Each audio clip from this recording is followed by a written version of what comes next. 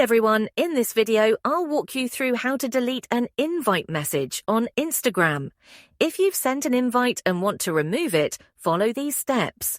Let me first show you the invite message I sent earlier. It's a simple hello message. At the bottom of the screen, you'll notice it says invite sent. Now, when I press and hold the message, the usual option to unsend or delete it isn't available in the app. But don't worry, there's another way to remove it using a web browser. Start by closing the Instagram app and opening your favorite browser. Go to Instagram.com by typing it directly into the address bar. This step is important to avoid being redirected back to the app. Once you're on the website, log into your account using your username and password.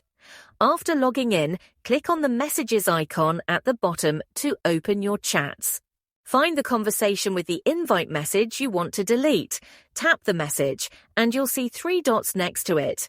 Click these dots and the option to unsend will appear. Select unsend, confirm your action, and the message will be removed. That's all there is to it. If this tutorial was helpful, give it a thumbs up, subscribe for more Instagram tips, and I'll see you in the next video.